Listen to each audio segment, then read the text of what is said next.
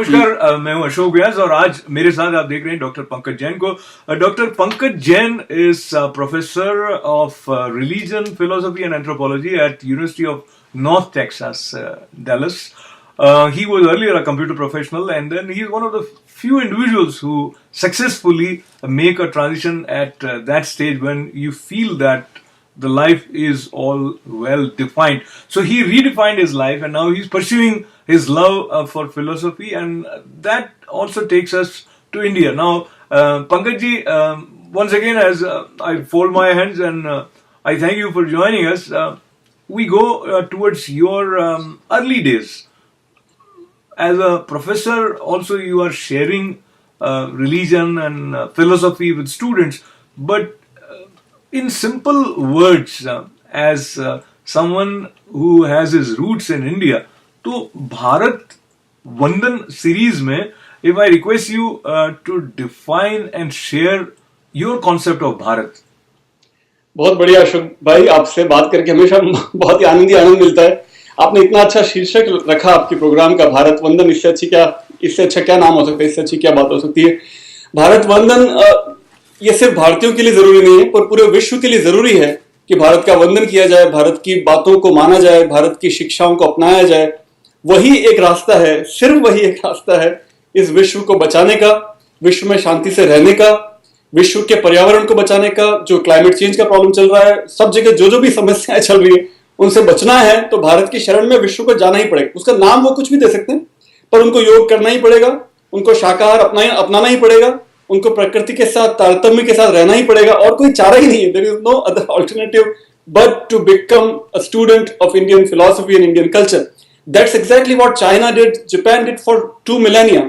2000 साल से 2000 साल, पिछले 2000 साल का अगर इतिहास देखें तो चीन से, जापान से, कोरिया से, दूर दूर से लोग आते थे, ग्रीस से दूर दूर से लोग आते थे और भारत के विश्वविद्यालयों में जाके, नालंदा में जाके, तक्षशिला में जाके विद्यार्थी बनते थे. तो भारत को जगत गुरु जो कहा जाता था, वो एक खाली किंवदंती नहीं है. It's not just a nice phrase, it's a fact. It has been a fact for more than 2 millennia, and world needs to recognise that again, and there is no other alternative. Otherwise we are fast moving towards the path of destruction. So my I guess, not just my, everybody, सब लोग हम यही कहेंगे शायद कि भारत की अगर हम परिभाषा करना चाहें तो भारत ने जो वननेस की जो अद्वैत का जो सिद्धांत दिया है भारत ने, नॉन ड्यूअलिज्म या वननेस, वो इतना अच्छा कॉन्सेप्ट है कि सारे जितनी भी स्पीशीज हैं पूरे ब्रह्मांड की, उन सबको हम एक ब्रह्म के सिरे के रूप में देखते हैं. और even to the extent that the word for universe is ब्रह्मांड, कॉस्मिक एग. सो अभी modern science universe is always expanding and it is of that shape. हमारे ऋषि मुनियों ने हजारों साल पहले ये शब्द दिया था हमको कि ब्रह्मांड एक कॉस्मिक एग है जो हमेशा एक्सपैंड हो रहा है और उसी तरह का शेप है और इट्स ऑलवेज एक्सपैंड. ब्रह्म का एक और मतलब होता है कि एवर एक्सपैंडिंग. तो ये सब आइडियाज हमारे, तो हमको किसी एस्ट्रोनॉमिकल या कोई रिसर्च की जरूरत, बिग बैंग थ्योरी की जैसे बात होती है, बिग बैंग थ्योरी को भी आजकल नेगेट किया जा रहा है. तो हमने कभी माना ही नहीं बिग बैंग थ्योरी को. हमारे फिलॉसफी में ये हमेशा था कि universe is a cycle, creation destruction, creation. हमने क्रिएशन डिस्ट्रक्शन भी नहीं कहा, एक्चुअली हमने कहा था इवोल्यूशन और डिसोल्यूशन. उत्सर्जन और उसका it expands and it shrinks. That was the idea. That so many things that we need to go back and learn. It is very fascinating the way you are describing, और कहीं ना कहीं आपकी अनुभूति भी उसके साथ जुड़ी है, उस भाव के साथ में. So now my question, you were in America and you were pursuing that which is the hot thing even now. सभी कंप्यूटर्स की तरफ भाग रहे हैं, एंड कंप्यूटर प्रोफेशनल इंडिया का है तो क्या करता होगा, सो एनीबॉडी वुड गेस कि कंप्यूटर फील्ड में होगा. What is it that made you decide to pursue study of religion and philosophy?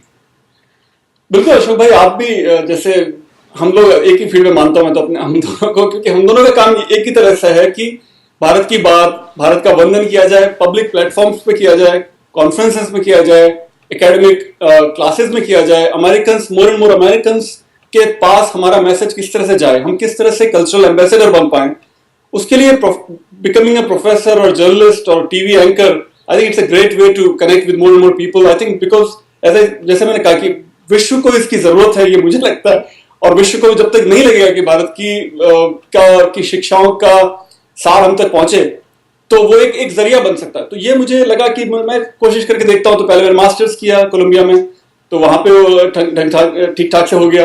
फिर पीएचडी में अप्लाई किया तो फिर वो मिल गया। इस तरह से एक कदम आगे बढ़ाता गया, और परिवार का सपोर्ट मिला, बहुत सारे मित्रों का सपोर्ट मिला, हर तरह से उस तरह से गाड़ी वहां पे पहुंच गई। अपनी धर्मपत्नी को भी उसको श्रेय देना आवश्यक बहुत ज्यादा। तो ये जो आपसी संबंधों में भी जो भारतीय संस्कृति किस तरह से सेतु सुंदर बने उसके संकेत देती है, उसको लेके हम आगे बढ़ते हैं। आपकी बातों को लेते हुए अब हम भारत की तरफ चलें, और in total contrast to what you just said about India, we heard the kind of slogan which has bothered, perturbed, disturbed many Indians, whether they are in India or away from India, कि भारत को तोड़ने की बात। तो शिक्षा के परिसर में इस तरह की विचारधारा को स्थान मिला है, और उसको प्रोत्साहन भी मिला है, तभी एक ऐसा साहस हुआ कि इस तरह की बात कहें जो बिल्कुल भारत विरोधी है, भारत को तोड़ने की बात करी। और वो सारे नारे में दोहराना नहीं चाहता हूं, लेकिन तो आप क्या सोचते हैं, कहाँ कुछ गलती हमारे क्या पाठ्यक्रम में रही है, या इसका क्या कारण मानते हैं आप? बहुत अच्छा प्रश्न है, बहुत ही गंभीर प्रश्न है। और सबको ये याद दिलाना पड़ेगा कि भारत को किस तरह से भारत ने अपने 2000 सालों में, खाली 2000 साल का इतिहास अगर हम लें भारत का, तो हमको हमेशा ये याद रखना पड़ेगा कि जो विरोध कर रहे हैं भारत का, उनको भी ये याद दिलाना पड़ेगा कि 2000 साल पहले जब ईसाई आए थे, सेंट थॉमस जब आए थे, तो उस समय किस तरह से भारत उनको गले लगाया। विश्व का सबसे पुराना ईसाइयत का कोई शाखा अगर है तो वो भारत में है। मस्जिदों की अगर बात करें तो विश्व की सबसे पुरानी 3 मस्जिदें अगर कोई हैं तो मक्का में है, मदीना में है, या केरल में है, राइट। सबसे पुराने ईसाई भारत में है, सबसे पुराने मुसलमान भारत में है, सबसे पुराने पारसी जोरोस्ट्रियंस, वो जब उनको जो परसिक्यूशन हो रहा था, तो वो जब आए तो गुजरात में सबसे ज्यादा सबसे पुराने पारसी पाए जाते हैं। आज टाटा ग्रुप इंडिया का सबसे बड़ा बिगेस्ट ग्रुप है। इस तरह से जो जहां पे भी माइनॉरिटीज या जहां भी जिनका परसिक्यूशन हो रहा था, चाहे वो जूस हो, चाहे क्रिश्चियंस हो, या जो अपनी इच्छा से भी अगर आए, मुसलमान आए, चाहे पारसी आए, तो हमने किस तरह से उनको गले लगाया। कभी उनको 2000 साल में कभी कोई ऐसा उदाहरण भी नहीं है कि उनके अगेंस्ट में हमने कुछ डिस्क्रिमिनेशन किया हो या परसिक्यूशन किया हो। ये जूस भी मानते हैं। मेरे साथ ये कॉलीग है, मेरे जूइश प्रोफेसर हैं, उनसे मैंने पूछा, पर्सनली जाके पूछा एक बार कि ऐसा कहा जाता है कि Jews were never persecuted in India and but elsewhere in Europe they were persecuted. He agreed with me. So it's not just I am saying as a nationalistic, और this is a fact. Similarly saint, so ये सब बातें अगर हम याद रखें दोनों तरफ, राइट विंग और लेफ्ट विंग, तो ये प्रॉब्लम्स कभी आएंगी नहीं। प्रॉब्लम ये है, हम दोनों, जैसा हम अगर अपने बचपन में जाएं तो हम दोनों राजस्थान में पढ़ते थे, अलग उस समय जानते नहीं थे, लेकिन आप जोधपुर में थे, मैं पाली में था। तो हमने अपनी स्कूल के टेक्स्ट बुक्स में जो पढ़ाया, हमको पढ़ाया गया है, ये सब बातें हमको पढ़ाई नहीं गई। जो भारत के बच्चों को, स्टूडेंट्स को जो पढ़ाया जाना चाहिए, किस तरह से, जैसे मैंने पर्यावरण की बात की थी, पर्यावरण के लिए किस तरह से हमारी शिक्षा में जो बातें होनी चाहिए, किस तरह से बच्चों को लोकल इकोलॉजी से जोड़ा जाए, लोकल कम्युनिटी से जोड़ा जाए, किस तरह से इंस्पायरिंग एग्जाम्पल दिया जाए, वो सब तो पढ़ाया नहीं जाता हमको स्कूल में। हमारे बच्चों को स्कूल में नहीं पढ़ाया जाता। इंडिया में क्या पढ़ाया जाता है? वेस्टर्न फिलोसफी, वेस्टर्न हिस्ट्री, और ये सब बातें जो हमारे ही कल्चर की जो अच्छी बातें हैं, जो लोगों को एक साथ जोड़ के रख सकें, उसका ज्यादा समावेश होना चाहिए हमारे पाठ्यक्रम में। वो नहीं होता है, उसकी वजह से आज सिम्टम हमको देखने को मिल रहे हैं। पंकज जी, आवश्यक है कि हमारी शिक्षा ऐसी हो जिससे मनुष्य का अपने अंदर विश्वास बढ़े, अपने संस्कृति के प्रति उसमें श्रद्धा का भाव बढ़े, पर ऐसा है नहीं। और इसके विपरीत बातें हैं हमारी शिक्षा प्रणाली ने बच्चों तक पहुंचाने के लिए पाठ्य पुस्तकों में रखी है। इसका परिचय ताजा मुझे in a shocking way I got from the references which were given by none other than HRD Minister Smriti Irani in her response to the question raised by opposition.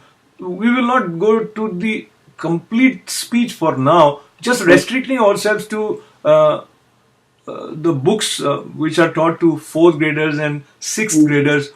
तो ये कहीं ना कहीं एक बौद्धिक झुकाव जो है कुछ शिक्षाविदों का या कुछ राजनीतिक नेताओं की एक तरफ की विचारधारा है, उसका भारतीय संस्कृति पर ऐसा लगता है पिछले कुछ दशकों में जो प्रभाव पड़ा है वो सकारात्मक नहीं कहा जा सकता है।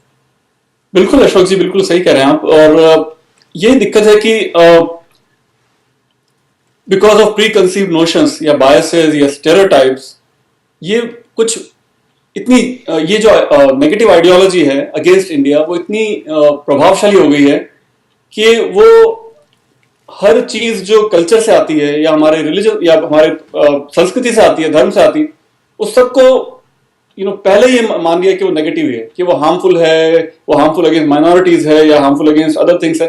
लेकिन वही बात है कि प्रॉब्लम से ज्यादा मुझे तो सॉल्यूशन ज्यादा दिखते हैं अब हमारे संस्कृति में, हमारे धर्म में। क्योंकि जैसे मैंने कहा कि ईसाइयों को और मुसलमानों को, पारसियों को, यहूदियों को हमने 2,000 सालों से गले लगा के रखा था। कभी कोई एक उदाहरण तक नहीं था 2000 साल में कि हमने उनके प्रति कुछ दुर्व्यवहार भी किया हो।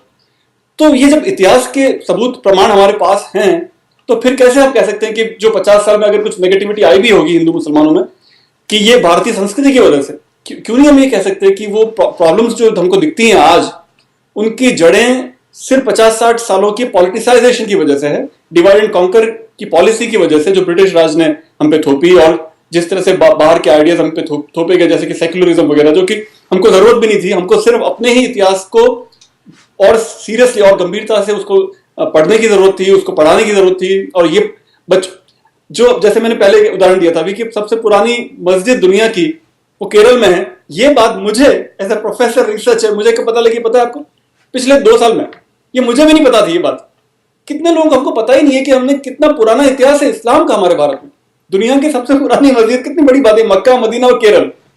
It's a shocking fact, and we don't know these things. And then we are blamed for anti-minority. अरे भाई, minorities have been part of our culture for 1200 years. Christianity की बात मुझे कब पता लगी था, प्रोफेसर रिसर्च में मैं कह रहा हूँ कि 2000 साल से ईसाई हमारे साथ थे। ये मुझे कब पता लगी, पीबीएस पे एक रिपोर्ट थी, पिछले 2008 की बात है, 2008 में पीबीएस पे एक रिपोर्ट थी कि saint Thomas had come to India, is believed to have come to India, and that report came on PBS in 2008। तो हमको जब प्रोफेसर, जब रिसर्चर्स, पीएचडी लोगों को नहीं पता है बात, तो फिर हम पे इल्जाम लगाया जाता है कि हमने माइनॉरिटीज को कभी अपनाया नहीं, हम माइनॉरिटी के अगेंस्ट हैं। अरे ऐसा है ही नहीं। आप इतिहास के पन्ने तो खोलो।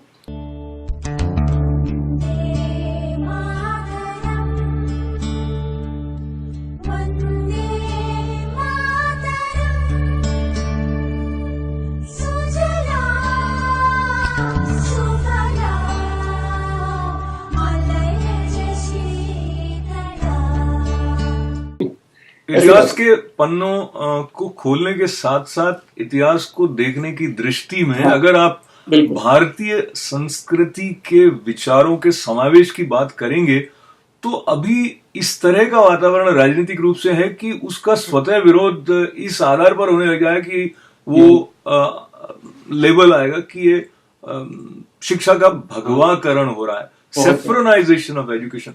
तो वैसे अपने आप में अगर तटस्थ भाव से देखें तो सेफ्रोनाइजेशन को हम पहले से बुरा ही मान रहे हैं तो, और कोई भी बात जो संस्कृति के साथ या धर्म के स्पर्श से निकल कर आ रही है, चाहे वो मानव कल्याण की है, तो कहीं नहीं ये तो संकीर्णता होगी। तो ये एक अजीब उहापोह की स्थिति है। बहुत बिल्कुल अभी इसी का मतलब इसका क्या कहना चाहिए कि बीमारी की जड़ें इतनी गहरी हो चुकी हैं और उसके लक्षण, सिम्टम्स इतने पावरफुली हमारे सामने आते हैं, जेएनयू में आते हैं या हैदराबाद से आते हैं। उसका अगर समाधान निकालना है तो बहुत मुश्किल है, और बहुत ही एक ओपन माइंडेड और एक बहुत ही स्ट्रांग पॉलिटिकल विल की जरूरत है। इसको जड़ से निकालना पड़ेगा, और भगवाकरण का इल्जाम बिल्कुल नहीं लगना चाहिए, क्योंकि मैं जैसे बार ये बात कह रहा हूं कि मुसलमान, ईसाई, यहूदी और पारसी ये हमारे साथ 2000 साल से रहे हैं, प्यार से रहे हैं। हमने उनको कभी हिंदू बनाने की कोशिश नहीं की। क्या हमने भगवाकरण किया कभी 2000 साल? नहीं किया। ईसाइयों की तरह रहे हैं, हाँ, मुसलमानों की तरह रहे हैं, राइट, पारसियों की तरह रहे हैं, और यहूदियों की तरह रहे। कहाँ हमने भगवाकरण किया 2000 साल में? तो कैसे इल्जाम लगा? वो ओपननेस, वो उदारवादी नजरिया, दृष्टिकोण, वो हमारा आज भी है और रहना चाहिए वैसा। उसमें अगर गलती आती है, उसमें अगर प्रॉब्लम आती है, तो फिर वो जो नेगेटिव अटैक हैं वो और भी फियर्स होंगे। अनफॉर्चुनेटली आई थिंक कभी कभी हमने ऐसे भी उदाहरण देखे हैं पिछले 50 साल में जब हमने भी हिंदुओं ने भी कुछ ऐसा नेगेटिव एटीट्यूड रखा है, उसकी वजह से उनको और बल मिलता है। हमको सबको ये याद रखना पड़ेगा, जैसे मैं बार बार कह रहा हूँ कि हमारा इतिहास ये रहा है, हमको किसी सेक्युलरिज्म की जरूरत नहीं है। We are by DNA, in our DNA we have secularism which we don't even call secular, because we already have that concept of oneness. We already are one with everybody and everything in the universe. That's our Advait. We don't need secularism. We are Advaitvadi. हाँ जी। तो ये जो विराट का स्वरूप और वो reference हमारे उसमें आते रहते हैं, पर वो सारी बातें आपके पास तब खुलती हैं अगर आप श्रद्धा से ग्रंथों की तरफ बढ़ते हैं। लेकिन जिस तरह के उदाहरण स्मृति ईरानी जी ने संसद में दिए, जो अभी राष्ट्रद्रोह के आरोप में जेल में है, कन्हैया जो जवाहरलाल यूनिवर्सिटी के अध्यक्ष हैं, उनके नाम के साथ एक जो पोस्टर महिषासुर, और तो दुर्गा माँ के बारे में जिस प्रकार की वाहियात बात उसमें लिखी हुई है, तो कोई भी श्रद्धा वाले मन के ऊपर इतना आघात पहुंचेगा जिसको आप व्यक्त नहीं कर सकते हैं, लेकिन फिर भी लोग सहिष्णुता से, शांति से, तो ये वाली जो मानसिकता है कि इस प्रकार के विचारों को व्यक्त करना यानी अभिव्यक्ति की स्वतंत्रता, मगर इस प्रकार के विचार आने भी नहीं चाहिए। इसका समाधान कैसे हो सकता है? यही बात चुभती है, खास करके हिंदुओं को ज्यादा चुभती है और चुभनी भी चाहिए आई थिंक, क्योंकि ऐसी बातें अगर किसी और धर्म के गुरुओं के प्रति या पैगंबरों के प्रति या इवन जो ऐतिहासिक व्यक्ति हैं किसी जैसे ईसाईयत में या इस्लाम में या यहूदी में, अगर ऐसी बात मतलब कोई हिंट भी दिया जाए तो मेरे को लगता है 100 गुना ज्यादा बड़े दंगे होंगे। तो ये बात जो है ना, जो इम्बैलेंस है, वो हमको बहुत परेशान भी करती है और वो करनी भी चाहिए, वो मुझे भी करती है। तो ये बात बिल्कुल सही है, जैसे दुर्गा माँ के बारे में जो कहा गया और जो गलत कहा गया वो सब है, और वही जैसे है ना, ये एक तरह से एक सोशल जस्टिस की बात है, पॉलिटिकल जस्टिस की बात है कि justice, rule of law has to be uniform for everybody. Nobody should get any privilege for being a minority, because every community in India can be called as a minority. I'm a Jain, I can be called a minority, right? The Brahmins have become another minority in India now because they have no more privileges left. Everything is reserved for other scheduled castes and tribes and so on. So Brahmins have become so impoverished in a way. So every community, Parsis and so many, there are infinite number of minority communities if you really look at that way. So it's a very unfair situation, and I think long term, जैसा मैंने कहा कि education में, शिक्षा में हमको बच्चों को बिल्कुल सही संस्कार देने पड़ेंगे और उनको सही इतिहास पढ़ाना पड़ेगा भारत का, और कैसे हम साथ में रहे हजारों सालों से, ये सब बातें बतानी पड़ेगी। और वो तो होगा long term solution. Short term solution में strong political will has to be applied and uniform laws have to be applied to everybody, and जहां भी ऐसी बातें हो, चाहे वो किसी भी धर्म का हो, चाहे हिंदू हो चाहे कोई और हो, जो अगर भारत के विरोधी नारे लगाएगा, चाहे उसका नाम कन्हैया लाल हो, चाहे अफजल गुरु हो, चाहे जो भी नाम हो उसको टू द स्ट्रॉन्गेस्ट एक्सटेंट उसको सजा मिलनी चाहिए। उसके लिए पॉलिटिकल विल की जरूरत है, instead of worrying about vote bank politics. तो वो हो रहा है मुझे लगता है कुछ हद तक अभी। तो let's see, there is a light at the end of the tunnel, I guess. Absolutely. And now going back to the light of knowledge with you, and talking about the difference of approach. If you go and study, let's say, religion, Indian philosophy in Indian universities, as compared to the way you have pursued this study here in America, तो आपको क्या लगता है, approach में कुछ difference है क्या? हाँ, डिफरेंस बहुत सारे हैं। एक तो सबसे बड़ा डिफरेंस ये है, शॉकिंग भी लगेगा शायद कुछ लोगों को सुन के, कि अगर मुझे हिंदू धर्म में पीएचडी करनी थी तो मुझे आयोवा जाना पड़ा, या हार्वर्ड जाना पड़ेगा, या कोलंबिया जाना पड़ेगा। भारत में शायद एक या दो ही ऐसे विश्वविद्यालय हैं जहां पे हिंदू धर्म में मैं पीएचडी कर सकूं या जैन धर्म में पीएचडी कर सकूं। संस्कृत में है जरूर, बीएचयू वगैरह में, लेकिन हिंदू धर्म में पीएचडी है ही नहीं, क्योंकि सेक्युलर है हम इंडिया में। तो बहुत ही इट्स अ स्ट्रेंज सिचुएशन। जबकि यहाँ की पब्लिक यूनिवर्सिटी में, आयोवा में मैंने जहां से किया, वो पब्लिक यूनिवर्सिटी है, वो गवर्नमेंट फंडेड है, लेकिन there is a religion department even in the public university. And जैसे मैं यहाँ पे हूँ डैलस में, तो हमारे यहाँ भी है।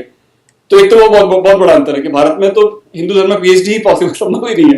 एक तो वो अंतर है। दूसरा अंतर ये है कि अगर आप यहाँ पे करते हैं, तो अगर आप का लक्ष्य सिर्फ करियर बनाना है और आगे जल्दी जल्दी बढ़ना है आगे करियर में, तो ये बहुत आसान है कि आप पश्चिमी विचारधारा, पश्चिमी लेंस के नजरिए से भारत को देखें और उसी रॉ में बह जाएं, तो आपका करियर का की प्रगति शायद थोड़ी ज्यादा अच्छे से होगी। लेकिन दूसरा एक नजरिया यह है कि आप हर वो लेंस जो पश्चिमी फिलॉसफी से आता है, चाहे मार्क्स हो, चाहे फ्रॉइड हो, चाहे वेबर हो, ये जब लेंस भारत पे लगाए जाते हैं, या सेक्युलरिज्म का लेंस हो, ये जब लगाए जाते हैं तो उसको पूरी ताकत से, जितनी आप में सामर्थ्य है, उसका प्रतिकार किया जाए और भारत का अध्ययन, भारत के ऊपर जो शोध हो रही है वो भारत के ही लेंस से की जाए, तो वो एक अलग उसका पर्सपेक्टिव आता है। I am not sure if I am clear. I think what I gather also takes us to another confusing area, क्योंकि जो भारत का लेंस आप कह रहे हैं, उसकी एक्सेप्टेबिलिटी एकेडमिक सर्किट में इंडिया में भी नहीं हुई है, तो भारत का लेंस एकेडमिकली जो अप्रूव्ड है वो शायद मिसिंग है शिक्षक परिसरों से। बिल्कुल बिल्कुल। तो उसमें लकीली कुछ सीनियर स्कॉलर्स ने ऑलरेडी यहाँ पे कोशिश की है। तो उसको जैसे धर्म और रिलीजन की बात करें तो भारत का लेंस क्या है? एक लेंस तो वेस्ट का लेंस है कि religion as a category is applied to India. एक भारत का लेंस है जिसमें हम कहें कि religion as a category doesn't work in India, there is no religion in India, there is dharma in India, dharma that connects with ecology, dharma that connects with everybody else, every community, every species and so on. Dharma is also ethics, dharma is also virtue, dharma is also religion, dharma is also cosmic rhythm, dharma is also law. So that is a much more flexible, fluid category, much more open and comprehensive category, holistic category in which we combine everything. Whereas religion as a category divides rather than unites. So that's kind of approach that I have taken, and in my book I could have easily titled it as Religion and Ecology of Hindus, but no, I titled it as मेरा book का मैंने नाम रखा Dharma and ecology of Hindu communities. So पहले शब्द में ही धर्म को रखा कि रिलीजन रख सकता था मैं, लेकिन उसको रिलीजन को मुझे चैलेंज करना था कि रिलीजन है ही नहीं, ये धर्म है। धर्म की जो संस्कृत रूट है वो ध्री धातु है, ध्री मतलब टू सस्टेन। तो हमारे कॉन्सेप्ट में टू सस्टेनेबिलिटी, सस्टेनेंस, ये हमारे कॉन्सेप्ट में, हमारे जैसे मैंने कहा डीएनए में हमारे है। बहुत सुंदर। जो धर्म शब्द के साथ दृढ़ धातु से, जैसे आपने बताया कि वो धारण करने वाला, सस्टेन करने वाला, तो इस तरह की बात बताने वाले प्रोफेसर्स बहुत ही मुश्किल से मिलते होंगे। लेकिन आप हमारे साथ हैं, और recently there was one issue, I don't know where it is at the moment, कि कोई धर्मा फाउंडेशन ने offered to contribute $2 million to a university, and some people objected that they are giving it with some riders. Are you aware what's? हाँ बिल्कुल बिल्कुल। 3 million की ये grant थी। धर्मा civilisation foundation California में है, और उन्होंने university of California at Irvine UCI में प्रपोज किया था कि $3 मिलियन देंगे, जो कि उसमें हिंदू स्टडीज का एक नया चेयर एस्टैब्लिश करने की इच्छा थी उनकी, लेकिन वो रिजेक्ट हो गया। It's bad news for Indian community, Hindu community across the world.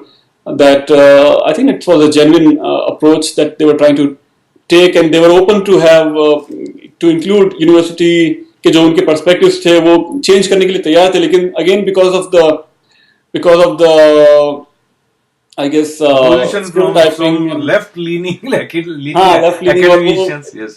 हाँ, वो जो labeling है कि जो अगर हिंदू वर्ड से कुछ आ रहा है तो वो नेगेटिव ही होगा, वो पहले ही लेबल लग जाता है, तो उसकी वजह से वो रिजेक्ट हो गया। मुझे नहीं पता वो अगला कदम क्या होगा, कल ही की बात है ये, तो वो अभी तो रिजेक्ट हो गया अभी के लिए, और मुझे लगता है शायद वो कहीं और अभी कोशिश करेंगे। सो या वो एक और थोड़ी सी सैड न्यूज है। हाँ।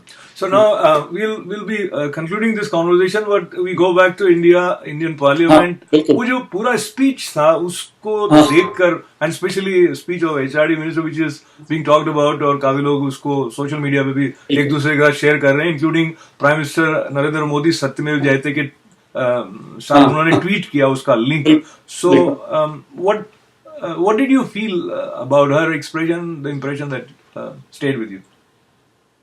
मैंने पूरी स्पीच देखी मैंने यूट्यूब पे, और मुझे अच्छा लगा कि एक बहुत समय बाद एक बहुत ही फोर्सफुल रिस्पांस, जो एंटी नेशनल स्लोगन्स लगे थे वहां पे JNU में, और बहुत पुराना है उसका भी पिछले कुछ दशकों में ये होता रहा है वहाँ पे कई जगह पे, तो उसके अगेंस्ट में जो बात कही उन्होंने, स्मृति ईरानी जी ने जो पार्लियामेंट संसद में कही है, वो बहुत ही पावरफुल, बहुत ही फोर्सफुल पावरफुल था रिस्पॉन्स। और आई थिंक वो जरूरी है, क्योंकि जैसा मैंने कहा, किसी और देश में या किसी और धर्म में ऐसी बातें हो तो इसका 100 गुना ज्यादा पावरफुल रिस्पॉन्स सरकार देगी। अगर अमेरिका में सोच भी नहीं सकता कोई एंटी अमेरिका के स्लोगन्स लगाएं और पुलिस उनको पूरी तरह से क्रैक डाउन नहीं कर दे, या अमेरिका हो या लंदन हो या जर्मनी हो, कहीं भी हो, या कुवैत हो या सऊदी अरेबिया हो या बहरीन हो या मलेशिया हो या कहीं भी हो, तो इस तरह की जो बातें हैं, जो किसी देश की सॉवरेनिटी पे अटैक हो, इवन सटल अटैक हो, तो उसका पावरफुल रिस्पॉन्स देना जरूरी है। और ये बिल्कुल सही हो रहा है, और होपफुली और अच्छी तरह से उसका प्रतिकार होगा, ये आशा कर सकते हैं हम।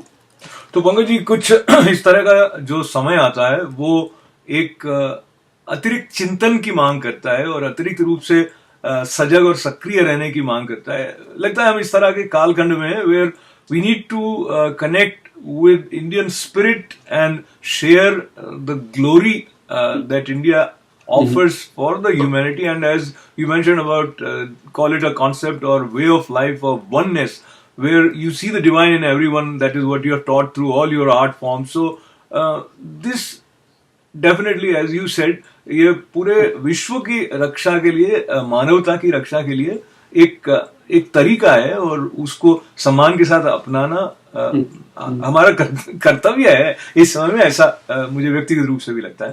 तो चलते चलते आपका आज की बातचीत में धन्यवाद करते हुए, with you will in this series probably get to learn more about India in an authentic as well as academic fashion. So thank you very much, with lots of good wishes, Pankaj ji. Thank you, Ashok bhai, as always. My guest, Dr. Pankaj Jain, joining me via Skype from Dallas, and he is a professor of religion, philosophy and anthropology at University of North Texas. Once again, thanking him and thanking all of you for being with us. This is Ashok. जय हिंद, भारत माता की जय, वंदे मातरम।